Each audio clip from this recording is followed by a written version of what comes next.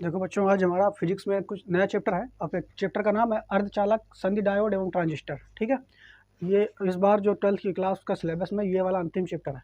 ठीक है, तो इस चैप्टर में सबसे पहले हमें समझना है ठोसों में बैंड सिद्धांत। अब बैंड सिद्धांत क्या होता है, उसकी भूमिका समझने से पहले हम आपको केमिस्ट्री में ले चलते हैं, परमाणु चैप्टर के पास।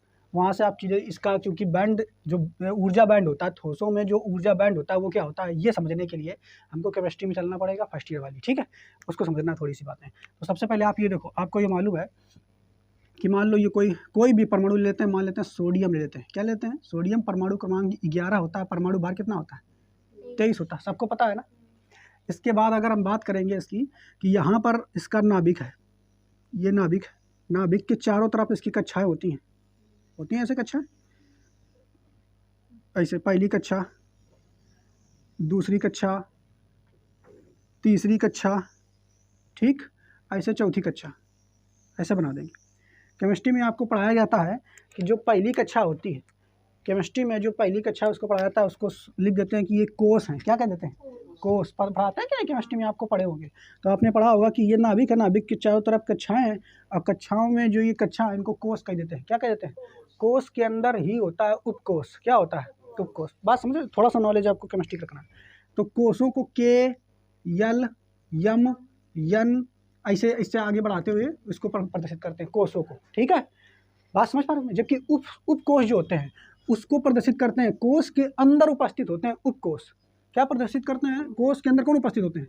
उपकोष। तो उपकोषों को प्रदर्शित करते हैं एस, पी, डी, एफ। अब ये फर्स्ट ईयर की केमिस्ट्री में आपको अच्छे से पढ़ाया जाता है, लेकिन खास बात यहाँ पर है कि जो पहला, तुम्हारा ध्यान समझिए बच्चा, जो पहला कोष होता है, पहला कोष, उसके अंदर केवल उपकोष की संख्या 1 होती है। कितनी होती है?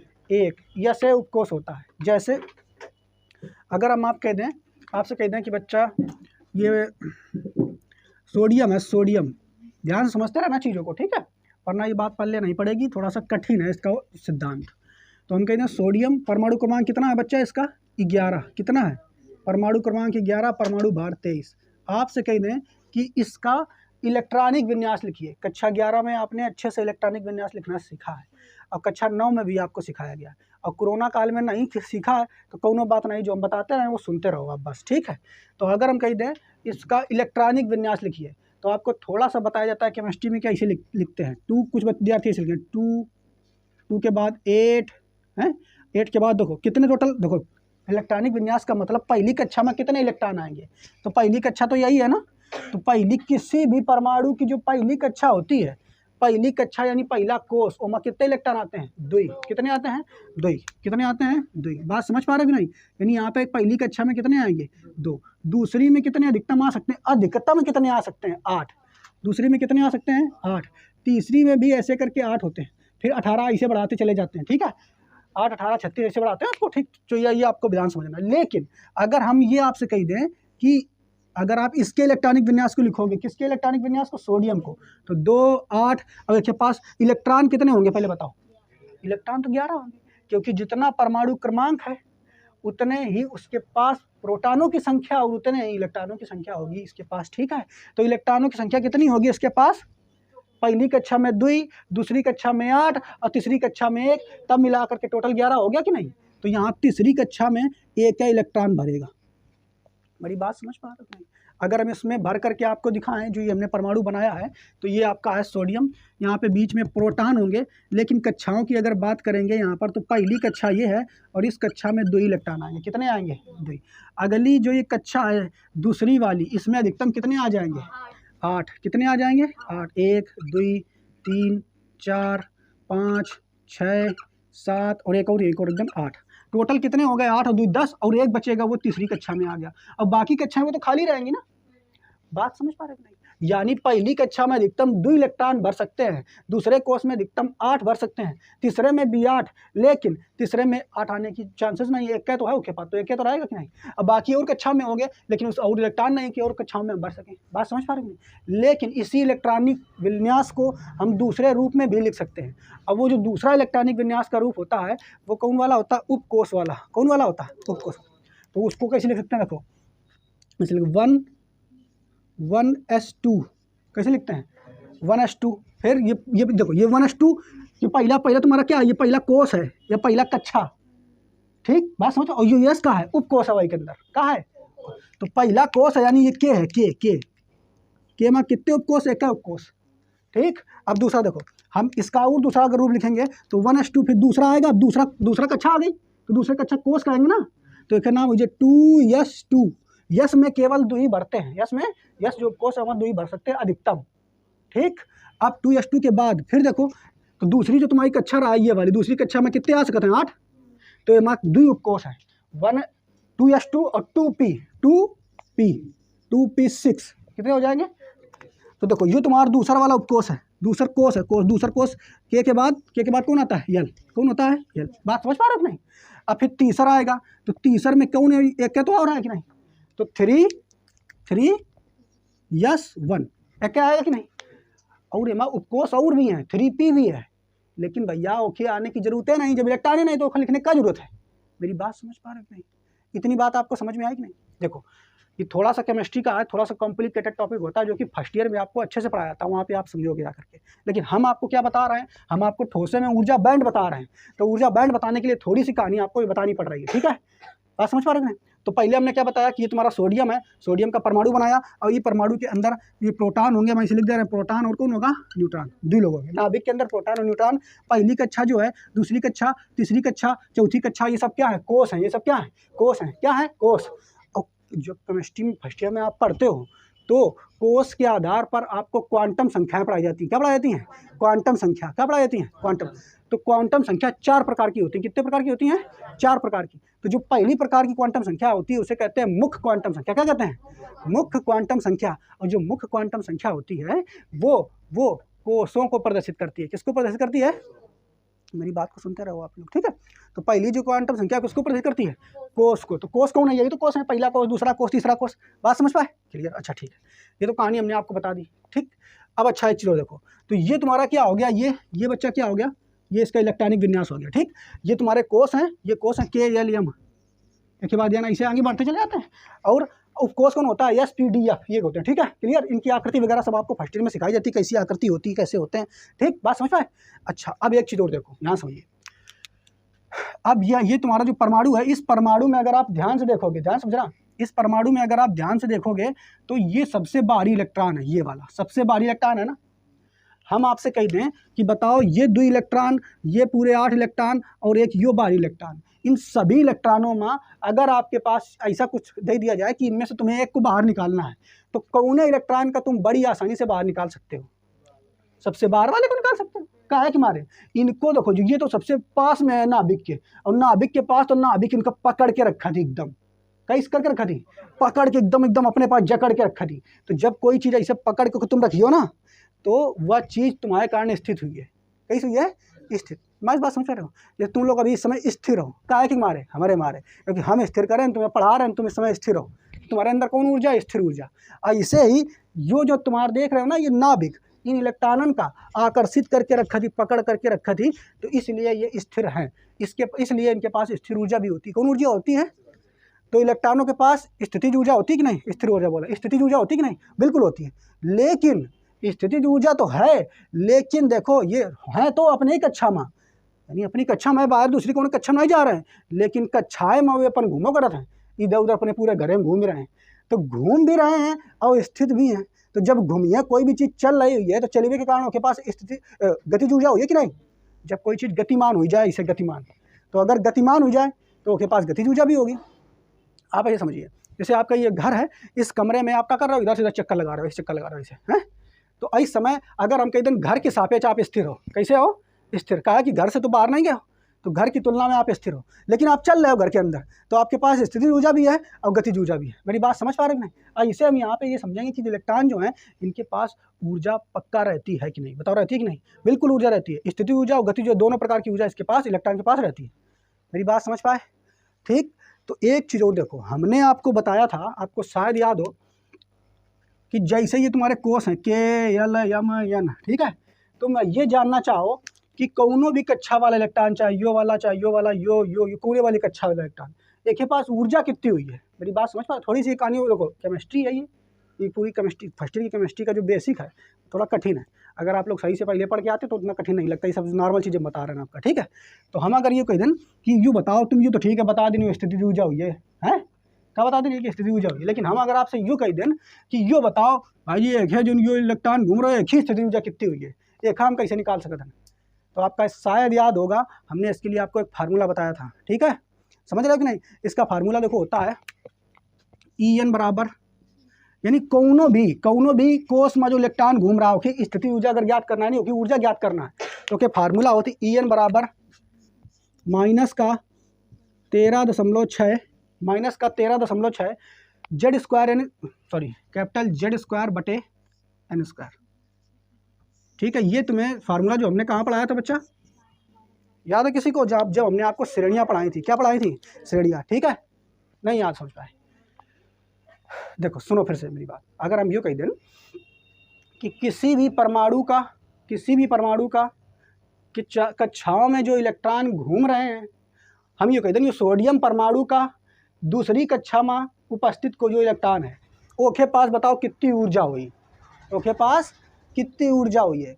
तो ऊर्जा निकालने के लिए हमने आपको जो श्रेणियों वाला चैप्टर पढ़ाया था वहाँ पे ये फार्मूला बताया गया था कि उसके पास ऊर्जा कितनी होगी, En बराबर -13.6 जेड स्क्वायर बटे एन स्क्वायर, जहाँ जेड स्क्वायर क्या है आपको पता है, ये जेड स्क्वायर क्या होता है, परमाणु क्रमांक, जेड क्या है, परमाणु क्रमांक, जेड क्या है, परमाणु क्रमांक, और एन स्क्वायर, एन क्या है, एन ये कक्षा की संख्या, यानी ये अगर एन पर होगा तो n बराबर 1, एन आएगा तो n बराबर 2, एन आएगा तो n बराबर 3, एन आएगा तो n बराबर 4। तो ये n क्या है, कक्षाओं या कोषों की संख्या, या कोषों की संख्या, ठीक, लिख लेना अपना, ठीक बात समझ। और ये जो ऊर्जा होती है इलेक्ट्रॉन वोल्ट में होती, क्या में होती, मेरी बात समझ पाए। देखो फिर से समझना थोड़ा सा, हम आपसे कह दें कि जो परमाणु है, परमाणु के अंदर जो कक्षाएं, कक्षा में जो इलेक्ट्रॉन घूम रहा है, किसी इलेक्ट्रॉन की ऊर्जा निकालना है, तो बताओ ऊर्जा को किस फार्मूला के द्वारा ज्ञात करोगे। तो परमाणु की खैर है भाई, किसी तत्व न तत्व का परमाणु तो होगा, सोडियम का होगा, helium, lithium, beryllium, boron, carbon, किसी का भी हो सकता है परमाणु। तो जिसका परमाणु होगा पहले वो परमाणु का नाम बताओ। तो ये क्या है, जेड, जेड क्या है, परमाणु क्रमांक, क्या है, परमाणु क्रमांक। तो जेड बराबर, जैसे हाइड्रोजन हो गया परमाणु तो जेड बराबर 1 होगा, है, हीलियम हो गया तो जेड बराबर 2, लिथियम तो 3, सोडियम रहा तो जेड बराबर क्या हो जाएगा, 11। तो अगर हम आपसे कह दें कि जो ये तुम्हारा कक्षा है, पहली कक्षा में जो इलेक्ट्रॉन घूम रहा है, पहली कक्षा में सोडियम की पहली कक्षा में जो इलेक्ट्रॉन घूम रहा है, ओके, जो ऊर्जा होगी वो कितनी होगी, ठीक। तो कैसे निकालोगे, 13.6 आपका फार्मूला पता है, 13.6 गुणा जेड, जेड का मान रखोगे कितना हो जाएगा, 11 के स्क्वायर बटे एन कितना हो जाएगा, 1 का स्क्वायर, एक सॉल्व कर लोगे इतनी ऊर्जा आ जाएगी कि नहीं। मेरी बात समझ पा रहे हो, थोड़ा सा कठिन लगेगा आपको, पहले सुनते रहो, लेकिन बिल्कुल सरल हो जाएगा जब हम आपको ये ऊर्जा बैंड बताएंगे, ठीक है। लेकिन ये कॉन्सेप्ट, ये मतलब थ्योरी लेकर के चलना पड़ेगा तभी आपको समझ में आएगा। तो पहली बात हमने आपको क्या बताई कि जितनी भी कक्षाएं हैं, देखो अब यहाँ पर ध्यान समझना, पहली जो कक्षा ये है, दूसरी कक्षा ये है, तीसरी कक्षा ये है, ऐसे है, मेरी बात समझ पा रहे हो। तो पहली कक्षा, दूसरी कक्षा, तीसरी कक्षा, चौथी कक्षा, ठीक। इन कुछ कक्षाओं की ऊर्जा अलग अलग होगी कि नहीं होगी, बताओ, ये पहले बताओ, ऊर्जा अलग अलग होगी कि नहीं, ऐसे तो है नहीं सबकी कक्षाओं की ऊर्जा सेम होगी, सबकी अलग अलग होगी। इसकी ऊर्जा जब तुम निकालोगे मान रख करके, इसमें देखो ये पहली कक्षा की ऊर्जा अलग निकल के आएगी, दूसरी कक्षा का ऊर्जा अलग निकल के आएगी, तीसरी कक्षा की ऊर्जा अलग निकल के आएगी, चौथी की अलग, पांचवें की अलग, छठवें की अलग, ठीक, निकल के आएगी नहीं। अब सभी कक्षाओं की ऊर्जा को जब हम एक रेखा पर, ऐसे संख्या रेखा पर दिखा देते हैं, एक रेखा पर दिखा देते हैं, एक ग्राफ के द्वारा प्रदर्शित कर देते हैं, तो उसी ग्राफ को हम ऊर्जा ग्राफ कहते हैं। पढ़ाया था कि नहीं, आपको शायद याद होगा, थोड़ा बहुत याद है कि नहीं। इसी ऊर्जा को, यानी अगर हम ऐसे पहली कक्षा की ऊर्जा कितनी होगी, दूसरी की, तीसरी की, चौथी की, पांचवीं की, ऐसे निकाल दें, ठीक। तो ऐसे ग्राफ बनाया जाता है। ये इधर, ये पहली कक्षा हो गई, ये दूसरी कक्षा हो गई, ये तीसरी कक्षा हो गई, ये चौथी कक्षा हो गई, ये पांचवी कक्षा हो गई, इसे, ठीक। मेरी बात समझ पा रहे हैं नहीं, सबकी ऊर्जाओं के लिए अलग अलग ग्राफ हमने आपको इसे बताकर बताया था। इसी को ऊर्जा स्तर आरेख कहते हैं। क्या कहते हैं, ऊर्जा स्तर आरेख। मेरी बात समझ पा रहे हैं नहीं। लेकिन एक बात ध्यान से आपको समझना है कि जो ऊर्जा स्तर आरेख हम जो खींचते हैं, तो ये जो पूरा बता रहे हैं ना आपको, पूरा कॉन्सेप्ट, ये केवल और केवल उसी परमाणु के लिए ऊर्जा स्तर आरेख है जो परमाणु बिल्कुल विलगित हो। विलगित का मतलब आप ये समझिए, विलगित का मतलब क्या होता है, जो कौनों से कुछ मतलब न रखे। जैसे जितनी गैसों के परमाणु होते हैं वो विलगित होते हैं। गैसों के परमाणु कैसे होते हैं, विलगित। आपके तो गैसों के परमाणु जो कहीं समझ में आओ, तो गैसों के परमाणु दूर दूर घूमते रहते हैं कि नहीं बताओ, और ठोस के परमाणु बिल्कुल पास पास रहते हैं। बात समझ पा रहे हो? आई समझेगा। जैसे ये जो हमने आपको बताया है, तो सोडियम के विलगित परमाणु के लिए है, क्या खेल परमाणु के लिए है? विलगित परमाणु। अब विलगित परमाणु क्या होता है पहले यह समझना ध्यान से। विलगित परमाणु वह परमाणु होता है जेखा कौनो अन्य परमाणु से मतलब ही नहीं है, बिल्कुल अलग है वो। अगर ऐसे समझो, जैसे आप देखो, आपको क्या कर दिया जाए, जैसे पढ़ने वाले विद्यार्थी होते हैं तो उनका अगर अपने घर से निकल करके बाहर हॉस्टल में पढ़ते हैं अकेले जाकर के रूम लेकर के, क्या है कि हमारे अलग बिल्कुल अलग कट गए, घर से भी, परिवार वालों से भी, पड़ोसियों से भी, सबसे। क्या है तुम्हारे कि घर में रही हो तो घर में मम्मी पापा काम बता देंगे, जो कर लो वो कर लो। पड़ोसी ऐसे इधर तुम्हें क्या होता नहीं, बहुत पढ़ती हो बता नहीं तो है तरह देने लगे। लेकिन जब तुम रूम पर जा करके अकेले पढ़ रहे हो तो वहाँ पर तुम्हें कौन कुछ करने वाला है, जितना मना है उतना तुम पढ़ो, और पढ़ करके आप ऊंची बुलंदियों को छोड़ोगे, है ना। ऐसे ही अगर ये जो देख रहे हो, ये सोडियम परमाणु, अगर ये अपने सब साथियों के साथ रहा हो, मान लो ये सोडियम है और हमें एक खैर ऊर्जा स्तर निकली वो चांद, तो ये बगल वाले का सोडियम ले जाऊँ, सोडियम और 3-4 परमाणु साथ में आए से, तो ये वाला सोडियम परमाणु जो, देखो ध्यान समझना, नहीं ये वाला सोडियम परमाणु क्या विलगित होगा? क्या नहीं होगा विलगित। ये विलगित होगा? क्या नहीं होगा। इसका ऊर्जा स्तर जब तुम निकालोगे तो एकदम एग्जैक्ट ऐसा नहीं निकलेगा। क्यों? क्योंकि इस समय ये विलगित नहीं है। काहे मारे? क्योंकि भैया यो सोडियम ये सब देखा मिलकर टांगे की खींच लिए, और ऊर्जा स्तर में कुछ ना कुछ प्रभाव पड़ेगा। अब क्या प्रभाव पड़ेगा वो आगे आपको बताएंगे। तो पहली बात आपको समझ में आई। क्या बात समझ में आई? देखो, कोनो भी परमाणु लेंगे तो परमाणु की चारों तरफ कक्षाएं होंगी, कक्षाओं में इलेक्ट्रॉन, कक्षाओं में कौन रहेंगे? प्रोटॉन चक्कर लगाते रहते हैं, और प्रोटॉन बोल रहे हैं, इलेक्ट्रॉन चक्कर लगाते रहते हैं। जिन कक्षाओं में चक्कर लगाते हैं उन्हें कोष कहते हैं। कोषों को KLMN से प्रदर्शित करते हैं। इन कोषों में उपकोष भी मौजूद रहते हैं। कौन मौजूद रहते हैं? उपकोष। हर कोष का अपना अलग अलग ऊर्जा स्तर होता है, हर कोष का अपना अलग अलग ऊर्जा स्तर होता है, और उतनी ऊर्जा ले करके जो इलेक्ट्रॉन घूम रहा होता है वही उसकी ऊर्जा होती है मेन। और ऊर्जा निकालने के लिए, किसी ऊर्जा को निकालने के लिए ये सूत्र हमने पढ़ा था, En बराबर -13.6 Z²/n², जहाँ Z क्या है? परमाणु क्रमांक है, और N क्या है? कक्षाओं की संख्या। मेरी बात समझ पाए? और इसी की सहायता से हम ऊर्जा स्तर आरेख का निर्माण कर सकते हैं किसी भी परमाणु के लिए। बात समझ पाए? लेकिन ये जो ऊर्जा स्तर आरेख का परमाणु ऊर्जा स्तर आरेख हम बनाएंगे, ये विलगित परमाणु का बनेगा। किसका बनेगा? विलगित। बात समझ रहे हो? और विलगित परमाणु मेन रूप से गैसें होती हैं। कौन होती हैं? गैस। गैसों के जो परमाणु मेन रूप से होते हैं वो गैस खुद इतनी दूर दूर रहा, तो गैस के परमाणु मेन रूप से कैसे होते हैं? विलगित। इसीलिए वहाँ पे जो आपको स्पेक्ट्रम पढ़ाया गया था वो हाइड्रोजन वाला मेन रूप से पढ़ाया गया था। क्या वाला पढ़ाया गया था? हाइड्रोजन से बना हुआ ये तुम्हारा लाम इनबाउंड पास्चन ब्रैकेट फंड श्रेणी बनाई गई थी, और उसी से ऊर्जा स्तर ग्राफ मेन रूप से हाइड्रोजन पर रिसर्च करके बनाया गया था। मेरी बात समझ पाए? क्लियर? अब लेकिन एक चीज़ समझो, हम तो पढ़ने जा रहे हैं ठोसों में ऊर्जा बैंड। का पढ़ने जा रहे हैं? ठोसों में ऊर्जा बैंड। यानी हमें पढ़ना का, हमें बनाना है ऊर्जा स्तर आरेख ही बनाना है। क्या बनाना है? ऊर्जा स्तर आरेख ही बनाना है, लेकिन वो ठोसों के लिए बनाना है। किसके लिए बनाना है? ठीक, मेरी बात समझ रहे हो? तो अगर ठोसों के लिए बनाना, तो आप लोग जानते हो ये बात, ध्यान समझते रहना है मेरी ये कहानी सुनते रहोगे तब आपको पल्ले पड़ेगा कि ऊर्जा स्तर आरेख जो ऊर्जा बैंड है बनता कैसे। नहीं तो हम ऊर्जा बैंड के आधार पर बस ठोसों का वर्गीकरण करा देते हैं, वहीं से शुरू होता रहा पहले। लेकिन इस बार हमने कहा चलो बता देते हैं। ठीक है, तो देखो ऐसे हमने आपको बताया, ये गैस है, मान लो ये gas hydrogen gas H2 hydrogen है, और ये मान लो पानी है, और ये तुम्हारा ठोस लोहा है। ठीक, सबके परमाणुओं की अगर बात करें ना, तो ये देखो गैस के परमाणु इतनी दूर रहा था, इल्लियो द्रव के परमाणु थोड़ा पास पास रहा था। ठीक, और ठोस के परमाणु जो होते देखो भाई एकदम सटे सटे रहा था। आइस बिल्कुल पढ़े हो, कक्षा 9 में पढ़े हो कि नहीं? ठीक, देखो आइस गैस के परमाणु एकदम दूर दूर, कौन मतलब है नहीं का, तुम अपना मतलब रखो, अपन जो शहर बनाए होता है तो गैस के शहर के आदमी जो है गैस के नाम होता है, एक दूसरे मतलब है नहीं, दूर दूर रहो यार, है तुम अपने मतलब रखो, तुम अपने। अब देखो गाँव ये तुम्हारे इधर आ जाएगा, कस्बा आएगा, कस्बा में का लोग थोड़ा बहुत मेल मिलाप रखते हैं लेकिन ज़्यादा नहीं। लेकिन गाँव में चले जाओ तो अगर कहूँ जा रहे हो फलाने कहाँ जा रहे हो तुम, आ जाए दूर से दिखाई नहीं पड़े हो, एकदम बहुत ज़्यादा मेल मिलाप रखा था। है बात समझ पा रहे हो? तो ये लोग अगर मान लो तुम पढ़ी रहे हो और तुम्हारे गाँव में तुम्हारे विवाह हो, तो तुम्हारे 4 दोस्त, अरे यार चलो खेलो चलो मैच, है तुम पढ़ी रहे हो, तुम्हारा टांग खिंचन लगा। तो ये ठोस जो है, ये वास्तव में हम जब इनका ऊर्जा स्तर आरेख बनाएंगे, क्या बनाएंगे? ऊर्जा स्तर आरेख। और ऊर्जा स्तर आरेख बनाना हमने आपको सिखा दिया है। तो ऊर्जा स्तर आरेख आसानी से इन परमाणु को तो बन जाएगा, गैसीय परमाणु का। कौन परमाणु को बन जाएगा? गैसीय परमाणु का। क्यों बन जाएगा? क्योंकि गैसीय परमाणु विलगित परमाणु होते हैं। कैसे परमाणु होते हैं? विलगित परमाणु होते हैं। लेकिन ठोस में जैसे ही हम बात करेंगे ऊर्जा स्तर आरेख बनाने के लिए तो दिक्कत आएगी। अब क्या दिक्कत आएगी, तो वही हम ऊर्जा स्तर आरेख बना के आपको दिखाएंगे और फिर आपको समझाएंगे कि ऊर्जा स्तर आरेख में बैंड कैसे बन जाता है। बैंड का मतलब कुछ नहीं है, बैंड का मतलब केवल एक पट्टी होती है। क्या मतलब होता है? एक पट्टी। क्या मतलब होता है? पट्टी। अब बैंड का मतलब वो पिपीरा वाला बैंड नहीं है जो ये बना शादी में बजा जाती है, ठीक है, वो बैंड नहीं है। ठीक, बात समझ पाए? क्लियर? तो भूमिका समझ में आई होगी थोड़ी बहुत है।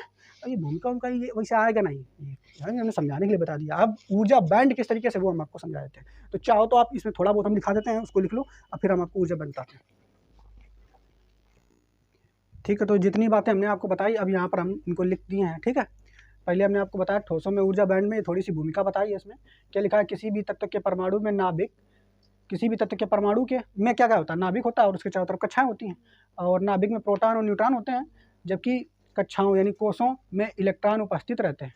प्रत्येक कक्षा में उपस्थित इलेक्ट्रॉनों के पास ऊर्जा होती है। अब प्रत्येक कक्षा में उपस्थित इलेक्ट्रॉनों के पास ऊर्जा होती है, बताया ना अभी ऊर्जा कौन वाली होती है, वो आपको बता दिया। ठीक है, किसी परमाणु के किसी भी कक्षा में, कोई भी परमाणु, किसी परमाणु का मतलब समझ रहे हो? कोनो भी परमाणु, hydrogen, helium, lithium, barium, boron, कोनो भी परमाणु उठा लो, ओके, परमाणु के किसी भी कक्षा में, पहली कक्षा, दूसरी कक्षा, तीसरी कक्षा में उपस्थित इलेक्ट्रॉन की ऊर्जा हम निम्न समीकरण के द्वारा ज्ञात कर सकते हैं। अब वो समीकरण क्या है ये? ठीक है, क्लियर? इस समीकरण के द्वारा ज्ञात कर सकते हैं, ये बता चुके हैं पूरी बात। आगे फिर क्या करा है? आगे फिर क्या करा? किसी भी विलगित परमाणु की कोषों की ऊर्जाओं को यदि किसी आरेख द्वारा दर्शाया जाए तो उसे ऊर्जा स्तर आरेख कहते हैं। अब ऊर्जा स्तर आरेख आपको बना के दिखाएंगे तो आपको और क्लियर हो जाएगा। आगे देखो इधर। अब पहले मैं यहाँ पे ऊर्जा स्तर आरेख आपको बना के दिखाते हैं। पहले यहाँ पे आप लोग समझें। देखो, मान लेते हैं ये, हम एक उदाहरण लेते हैं सोडियम। किसको लेते हैं बेटा? सोडियम। अभी आपको लिया था उदाहरण, है ना? तो सोडियम लिया था और इधर आपको बताया सोडियम का परमाणु क्रमांक 11, Na परमाणु बार 23। तो अगर हम इसमें इस तरह बनाते हैं इसका क्या स्ट्रक्चर, ठीक है, तो ये हो गया इसका नाभिक, इसकी तरफ ये कक्षाएं हो जाएंगी, पहली कक्षा, दूसरी कक्षा और तीसरी कक्षा। आप लोग अच्छे से बना लेना, ठीक है, इस तरीके से और कक्षाएं होती हैं। तो पहली कक्षा में हमने इसका इलेक्ट्रॉनिक विन्यास भी आपको बताया। इलेक्ट्रॉनिक विन्यास क्या होगा? देखो 1s2, 2s2, ठीक है, 2p6 और फिर 3s1, ऐसे तो होगा। तो देखो ये जो पहली कक्षा है, ये बच्चा पहली कक्षा कौन सी है? ये वाली। देखो ये पहली कक्षा है ना, ये तो ये पहली कक्षा है, यानी ये, इसी को तो कहा था हमने के, नहीं बात समझ पाए। और ये जो दूसरी कक्षा है इसी को क्या कहेंगे? दूसरी कक्षा में ये दोनों आएंगे, ठीक, इसी को क्या कहा था? के यल। और ये जो तीसरी कक्षा है इसी को यल, ये यम, क्या कहेंगे? यम। यम के बाद यन भी होगी, यन के बाद ऐसे यम एन ओ पी ऐसे बढ़ता चला जाता है, लेकिन भैया वो तो खाली रहेगा क्योंकि उसमें इलेक्ट्रॉन नहीं है।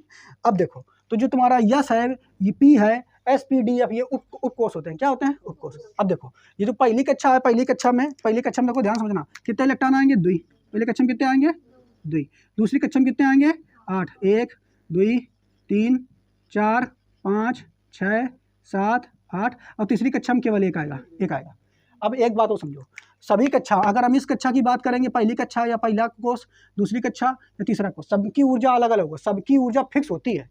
देखो यहाँ पर ये समझ रहे हो ना, ये वाला इलेक्ट्रॉन है, एक ही ऊर्जा फिक्स है। पहली कक्षा में ऊर्जा फिक्स है, तब वो अपने घर में रही रहो। और तन को अगर ऊर्जा मिल जाती है, वो आपको पढ़ा ही रहा है, अगर जरा ज़्यादा ऊर्जा मिल गई तो तुरंत निकल के ऊपर वाली कक्षा में चला जाता है। कहाँ चला जाता है? ऊपर वाली कक्षा में चला जाता है, जा करके थोड़ी देर वापस वहीं रहता है, फिर वापस लौट आता है। ये सब हमने आपको स्पेक्ट्रम बताया था, तब आपको समझाया था, वहाँ पे वीडियो में आप देख सकते हो, गाड़ियों में स्पेक्ट्रम वाले में, ठीक है, क्लियर। तो यहाँ पर देखो, अब ऊर्जा इन्हीं ऊर्जा स्तरों को हम एक सीधी रेखा द्वारा दिखाएंगे। क्या द्वारा दिखाएंगे? सीधी रेखा द्वारा। अब देखो यहाँ पे समझिए, तो पहली ये रेखा हो गई, जो दिखाया वीडियो में, तो पहली ये देखो रेखा हो गई, ये यानी पहली रेखा यानी पहली कक्षा, पहली रेखा यानी पहली कक्षा। दूसरी रेखा देखो इधर, दूसरी रेखा यानी दूसरी कक्षा। तीसरी रेखा यानी तीसरी कक्षा। चौथी रेखा यानी चौथी कक्षा। बात समझ पाए? पहली रेखा यानी पहली कक्षा। पहली कक्षा को काय से प्रदर्शित कर रहे थे? के से। काय से? अरे भैया कोस आई तो यो के होगा, यो यल होगा, यो यम ये होगा, यो यन होगा। बताओ और कक्षा हो तो ऊपर का लक्ष्य ले चले जाओ। नहीं समझ पा रहे हो? तो देखो पहली कक्षा, दूसरी कक्षा, तीसरी कक्षा, चौथी कक्षा, और इन्हीं कक्षाओं में उपकोष भी तो मौजूद है। क्या मौजूद है? उपकोष। तो उपकोष को हम इधर लिख देते हैं। किसको लिख देते हैं? उपकोष। तो इसको हम इधर लिख देंगे 1s2। देखो यही तो रहा है 1s2। इनमें कौन कौन उपकोष रहा है? 2s2 और 2p6 और 3s1, ठीक है, क्लियर। ये उपकोष हमने लिख दिया। अब देखो एक चीज़ देखो, यहाँ समझना। अब हम कह दें जो पहला ये कक्षा है, दूसरा ये तीसरा, इनकी ऊर्जा, इसकी ऊर्जा फिक्स होगी, इसकी भी फिक्स होगी, इसकी भी फिक्स होगी, इसकी भी फिक्स होगी। अब वो कितनी होती है, कैसे निकलेगी, वो इसे से सूत्र से निकलती है, ठीक है। तो अब कितनी, अब यहाँ पे पहला तुम्हारा ये जो दिखाई दे रहा है, पहला तुम्हारा जो कक्षा दिखाई दे रहा है, हमारे कितने इलेक्ट्रॉन है, कितने इलेक्ट्रॉन है, पहली वाली में 2 इलेक्ट्रॉन लिख दिए, पहला इलेक्ट्रॉन दूसरा इलेक्ट्रॉन, इनके पास फिक्स ऊर्जा है, तो भाई ये पहली कक्षा में रह रहा है, ठीक है। अब ये दूसरी कक्षा में जाओगे तो इनके पास कितने इलेक्ट्रॉन है, 8, 1 2 3 4 5 6 7 और 1 8, तीसरी कक्षा में एक इलेक्ट्रॉन, कितना होगा, एक इलेक्ट्रॉन। हमारी बात समझ पा रहे हो नहीं? तो एक है, मतलब ये समझो कि इनकी एक कक्षा या फिक्स है, यानी एक के पास अगर इतनी खास ऊर्जा हुई है, मान लेते हैं एक के पास 4 इलेक्ट्रॉन वोल्ट ऊर्जा, मान लेते हैं, समझाने के लिए बता रहे हैं, 4 इलेक्ट्रॉन वोल्ट ऊर्जा है, तभी तुम पहली कक्षा में रह सकते हो। तो इसका मतलब ये हो के पास 4 इलेक्ट्रॉन वोल्ट हुई है और ये हो के पास 4 इलेक्ट्रॉन वोल्ट हुई है। मेरी बात समझ पा रहे हो कि नहीं? और ऊपर जाना, यानी ये वाली कक्षा में अगर पहुंचना है, ये वाली कक्षा में, तो जाने के लिए यानी ऊपर वाली जो कक्षा समझाने के लिए बता रहा है, इसमें मान लेते हैं 10 इलेक्ट्रॉन वोल्ट ऊर्जा वाले रहते हैं। कितने वाले रहते हैं? 10 इलेक्ट्रॉन वोल्ट वाले ऊर्जा वाले रहते हैं, ठीक है। तो अगर ये वाले यहाँ जाना चाहते हैं तो इनको ऊर्जा मिलनी चाहिए। कितनी ऊर्जा मिल जाएगी? 4 इनके पास रहा, 10 यानी 6 मिल जाए तो वो पहुंच जाएंगे, लेकिन पहुंच जाएंगे लेकिन फिर वापस आ जाएंगे थोड़ी देर बाद, ये आपको उसमें बताते, ठीक है। मेरी बात समझ पा रहे हो? तो यो जो आरेख बनो है, इसी को क्या कहेंगे, ऊर्जा स्तर आरेख। यहाँ पे ऊर्जा स्तर आरेख जब मैंने उसे बनाया था तो यहाँ पे ऊर्जा भी लिख दी जाती है इलेक्ट्रॉन वोल्टों में, ठीक है। तो उस चैप्टर में आपको आर्डिनो स्पेक्ट्रम वाले में आपको अच्छे समझाया था। अब एक चीज समझो, लेकिन इनका एक फिक्स मान है यहाँ पर, कि फिक्स मान को सुन रहे हो, ऐसे समझो जैसे कि तुम्हारे घर है, तो घर की एक खास बाउंड्री है कि नहीं, खास बाउंड्री होती, वही के अंदर तुम राहत हो। ऐसे ये खास बाउंड्री है इसकी ये पहली कक्षा की के की। मेरी बात समझ पा रहे हो कि खास बाउंड्री इतनी ऊर्जा है, तब तुम तेज जगह में रहियो, ऐसे से इधर उधर बिना हिल डुल सका। तो क्या है कि अगर इधर हिल डुल रहे हो तो अपनी कक्षा से बाहर जा रहे हो। कहाँ जा रहे हो? बाहर। तो यानी इनकी फिक्स ऊर्जा है, अपनी कक्षा में ये लोग आराम से रहते हैं, वहीं में चक्कर लगाते रहते हैं, ठीक। तो ये ऊर्जा स्तर आरेख हो गया। लेकिन ये जो ऊर्जा स्तर आरेख हमने बनाया है, ये केवल और केवल विलगित परमाणु के लिए है। क्या के लिए है? विलगित परमाणु के लिए है। लेकिन हम बात करने जा रहे हैं ठोसों में ऊर्जा बैंड की, यानी ठोस परमाणु जो होते हैं, ठोस कौन हो गया, जैसे तुम्हारे लोहा, सोना, चांदी सब ठोस होते हैं कि नहीं, उनका अगर ऐसे पर ऊर्जा स्तर आरेख बनाया जाए तो भैया ठोसों का परमाणु विलगित परमाणु नहीं हो सकता। क्या तो काहे नहीं हो सकता? अभी आपको हमने बताया, क्योंकि ठोस जो होते हैं ना, उनके सब परमाणु बिल्कुल पास रहते हैं। कहाँ रहते हैं? अब बिल्कुल पास। मेरी बात समझ पाए? अब अगर हम जब ये पास, ध्यान समझते रहे ना, अब इसकी एक पूरी कहानी बताने के बाद अब कॉन्सेप्ट चलेगी उसकी, ठोसों में ऊर्जा बैंड की, ठीक है। तो अब देखो, ये बिल्कुल पास रहा था, ये सब बिल्कुल पास। अब जब हम कही कि चलो ये जो ना ये पास रहा था, ई परमाणु में जो इलेक्ट्रॉन है, इनके ऊर्जा स्तर बना लेते हैं। क्या बना लेते हैं? ऊर्जा स्तर बना लेते हैं। जैसे तुम्हें वहाँ काम एक ऊर्जा स्तर बनाने की कोशिश करियो, तो ये अगल बगल वाले जितने इलेक्ट्रॉन है, ये पकड़ के वो खींचने लगी है। क्या करने लगी है? खींचने लगी है। क्या करने लगी है? ओके, पकड़ के टांग खींच दी, कहती है कहाँ ले जा रहे हो, नहीं रखो, वो का ऊर्जा स्तर बनावन जा रहे हो, यानी ऐसे समझ लो ऊर्जा स्तर आ रहे हो, क्या बनावन जा रहे हैं। तो ये सब खींचने लगी। और जब ये सब खींचने लगी है ना, तो देखो यो उचक के, ध्यान समझना, अभी बताएंगे, ये उचक के जाना चाहिए ऊपर, ऐसे ऊर्जा स्तर। तो जैसे जाएगा तो ये नीचे वाले पकड़ खींच नहीं आए, दो वाले कहाँ जा रहे हो तुम, कहाँ ऊर्जा स्तर आ रहे बनो हो जाए। तो भैया ऐसे ही ऊपर थोड़ा जाती है, ये फिर खींच लेते, थोड़ा जाते, तो ऐसे पट्टी बन जाती है। क्या बन जाती हैं? पट्टियाँ। यानी इसमें तो फिक्स है, एक लाइन फिक्स है कि उसी में रहेंगे।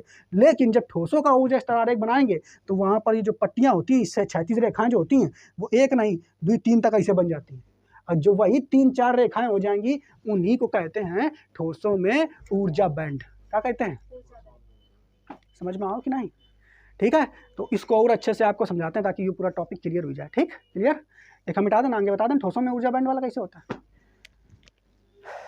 और मत बहुत ज़्यादा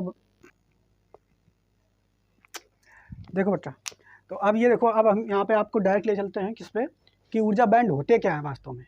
तो देखो क्या होते हैं, सीधे यहाँ पे आप ध्यान से देखिए कि जैसे यहाँ पे आपको हमने बताया अभी कि ये जो ऊर्जा बैंड हमने बताया था, ये विलगित परमाणु का था। किसके परमाणु का था? विलगित परमाणु कौन होगा? गैस के परमाणु सब विलगित परमाणु होते हैं, दूर रहते हैं गैस के परमाणु। हाइड्रोजन हो गया, नाइट्रोजन हो गया, इसके परमाणु का अगर तुम बनाओगे ऊर्जा आरेख, तो वो कैसा बनेगा? विलगित परमाणु का ये तुम्हारा ऊर्जा आरेख बना है। तो विलगित परमाणु का, क्योंकि भैया जो विलगित परमाणु होगा ना, उसका कौन से मतलब है नहीं, बिल्कुल अलग है, शांति से। वो तुम पकड़ के ले जाओ कि चलो भैया तुम्हारा ऊर्जा स्तर आरेख बना दें, तो भैया ठीक है चलो, उसका कोनो खिंचबे वाला नहीं है। गए वैसे कई दिन का देखो, कई दिन का परमाणु के अंदर जो इलेक्ट्रॉन है कि तुम्हें देखो पहली कक्षा में रहना, इधर उधर का उन्हें जाना है, इतनी ऊर्जा तुम्हें रही दे रहे, तुम्हें यही रहना, तो चुप्पे चाप वो इसी कक्षा में रहता है। यहाँ पे दूसरी कक्षा में जो इलेक्ट्रॉनों को दे दिया गया वो चुपचाप उसी में रहता है, तीसरी में उसी में, चौथे में उसी में। ठीक है, बात समझ पा रहे हो? बिल्कुल सरल रेखा द्वारा दिखाते। लेकिन अगर हम बात करें जो कोई ठोस है, किसकी बात करें? ठोस। तो अभी हमने आपको बताया, मान लो ये ठोस है, कोई भी ठोस आप ले लो, तो उसके ठोस के परमाणु बिल्कुल पास पास होते हैं कि नहीं? बिल्कुल पास पास होते हैं, एकदम समीप समीप। और जैसे ये समीप समीप होते हैं तो इसी, ये परमाणु है, अब परमाणु के अंदर ही कक्षाएं होंगी। परमाणु के अंदर क्या होंगी? कक्षाएं। देखो परमाणु का ये वर्जन है, ऐसा बड़ा वर्जन है। तो परमाणु के अंदर कक्षाएं, और कक्षाएं के अंदर इलेक्ट्रॉन, कक्षाओं के अंदर इलेक्ट्रॉन, और उसके बीच में नाभिक, नाभिक के अंदर प्रोटॉन, न्यूट्रॉन। तो हम ऊर्जा स्तर आरेख काय के हिसाब से बना रहे हैं? कोषों की ऊर्जा के हिसाब से तो बना रहे हैं।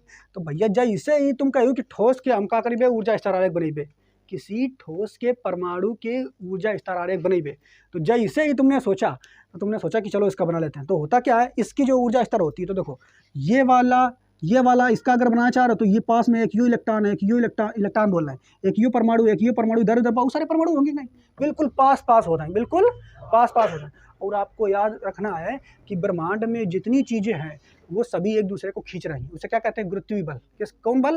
गुरुत्वीय बल। तो गुरुत्वीय बल के कारण ये तो खींचो करते हैं, टांग खींचो करते हैं गुरुत्वीय बल के कारण। वो के अलावा धीरे धीरे ये पता है, ये परमाणु छोट छोट होते हैं, ऐसे ऐसे हिलो करते हैं, ऐसे ऐसे ऐसे ये ठोस के परमाणु ऐसे से एक का जगह ऐसे से हिलो करते हैं। और जब हिली है तो मान लो यूजा ये वाला है कि ऊर्जा स्तर आरेख बनेंगे, तो यूजा करके धक्का मारिए, इधर हिले, धक्का मार देंगे, उधर से धक्का पड़ रहा हो कि नहीं? जब ऐसी स्थिति आ जाती है तो क्या होता है कि इसके जब ऊर्जा स्तर आरेख बनाते हैं तो कोषों में जो इलेक्ट्रॉन है, बात समझ पा रहे? मान लो ये इलेक्ट्रॉन ऊपर जान लग, तो जैसे जान लग तो ये बगल वाला परमाणु का पकड़ खींच लेने, काय से खींच लेने, कौन वो बताए? गुरुत्वीय बल के कारण पकड़ खींच लेने, तो तनक जा पाओ फिर आगा, तनक जा पाओ फिर आगा। तो भैया इसमें क्या होता है, इनकी जो ऊर्जा, ये स्तर हमने बनाए हैं सरल रेखा, क्षैतिज रेखा के द्वारा इनकी पट्टियां बन जाती हैं। क्या बन जाती हैं? पट्टियां बन जाती हैं। और जब पट्टियां बन जाती हैं तो उन्हीं पट्टियों को हम क्या कहते हैं? बैंड कहते हैं। क्या कहते हैं? बैंड। यानी ये वाला इलेक्ट्रॉन केवल इसी में रहेगा। लेकिन अगर हम देखो ठोस की बात करें, किसी ठोस की बात कर लेते हैं, जैसे ये ले लो लिथियम, कौन लेते हैं? लिथियम एक ठोस है, ठीक है। लिथियम क्या है? ठोस। Hydrogen, helium, lithium. लिथियम तीसरे नंबर पर आता है, ठोस होता है। परमाणु क्रमांक कितना होता है? 3। परमाणु क्रमांक कितना होता है? 3। कक्षा इसकी बना लेते हैं, देखो ध्यान समझना फटाफट। इसकी कक्षा, ये पहली कक्षा, ये दूसरी कक्षा, ये तीसरी कक्षा, ठीक। 3 KLM, 3 कक्षा हो गई। अच्छा, इसका इलेक्ट्रॉनिक विन्यास बनाएंगे जल्दी से। लिथियम का देखो बच्चों क्या होगा, 1s2, 2s1 और 2p, कुछ है पी में नहीं है, 0 कुछ ना है, ठीक। दो ही बना लेंगे। तो पहली वाली जो पहला उपकोष है, 1, ध्यान समझना, 1s2, 2s1 और 2p0, क्लियर। देखो तो अब एमा ध्यान समझना, अब एमा देखो जैसे हम इसका बनाएंगे, क्या बनाएंगे? इसका ऊर्जा स्तर आरेख। तो भैया जो इलेक्ट्रॉन होगा ना, इलेक्ट्रॉन वो यहाँ पे तो मौजूद है। अगर ये तुम्हारा विलगित वाला होता परमाणु, कौन वाला होता है? विलगित, तो इलेक्ट्रॉन केवल यहीं पर रह जाता, वही जगह पर। लेकिन ये थोड़ा जैसे जान लगा थी तो नीचे वाले परमाणु का खींच लेते हैं। क्या कर लेते हैं? खींच ले। तो मान लो थोड़ा ऊपर गया, यहाँ तक पहुँच गया है, लेकिन तब तक नीचे वाला खींच लेंगे। क्या कर? नीचे वाला खींच लेंगे। और जब खींच लेंगे तो एक पट्टी बन गई। तो अब ये कह यहाँ से ई वाली पट्टी में जा सका, तो ये वाली पट्टी में जा सकते। अब बात करें हमें एक ही, अगर देखो ध्यान समझना, अब ये दूसरा ये एक परमाणु है, अब ये जान लाग ऊपर, देखो ये जैसे ऊपर जान लाग, यहाँ पर जान लाग, तो यहाँ तक गा, ये वाली पट्टी तक, ये वाली पट्टी तक थोड़ा इस तरह गा, तब तक खींच लेंगे। फिर अगली बार फिर जोर भरी इसकी अप्ती पक्कड़ कर दीजिए, तो अगली एक और पट्टी थी ऊपर वाली, वे पट्टी तक पहुँच पाओ अगली बार। फिर अगली बार और प्रयास करिए तो ये वाली पट्टी तक पहुँच पाओ। तो ये जो पट्टियाँ बन जाती हैं, इन्हीं पट्टियों को बैंड कहते हैं। क्या कहते हैं? बैंड। तो भैया अगर देखा जाए तो ठोसों में जो तुम्हारे ये इलेक्ट्रॉन है अपनी जगह से थोड़ा ऊपर स्तर तक पहुँच जाते हैं कि नहीं? पहुँच जाते हैं। लेकिन एमा ऊपर स्तर तक पहुँचेंगे? नहीं पहुँच पाएंगे। एमा ऊपर स्तर तक पहुँच जाते हैं, तो वही जो ऊपर स्तर वाली जो पट्टी बन जाती है, उसी पट्टी को हम क्या कहते हैं? ऊर्जा बैंड। क्या कहते हैं? ऊर्जा बैंड। तो इसका भी पट्टी बना देते हैं, ऊर्जा बैंड बना देते हैं, ठीक है। बात समझ पाए? क्लियर? यही सब तुम्हारे क्या है? ऊर्जा बैंड। ये सब क्या है? ऊर्जा बैंड। ठोसों में ऊर्जा बैंड इन्हीं को कहते हैं। इन्हीं को क्या कहते हैं? ठोसों में। अपना सही से बना लेना पैरेलल, बिल्कुल क्लियर आया समझ में? तो इन्हीं को क्या कहते हैं? ठोसों में ऊर्जा बैंड। क्या कहते हैं? ठोसों में ऊर्जा बैंड। क्लियर। अब एक थोड़ा सा एक और ग्राफ बनेगा इस तरफ, ठीक, उसको भी बता दें जल्दी से, हैं, फिर पूरा खत्म हो जाएगा टॉपिक।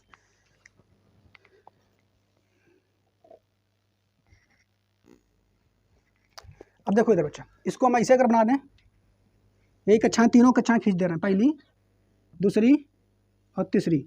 ध्यान से देखना। अब इधर लिथियम का परमाणु क्रमांक हमने लिखा, ये सॉरी क्या बोलते हैं इसे, इलेक्ट्रॉनिक विन्यास लिखा।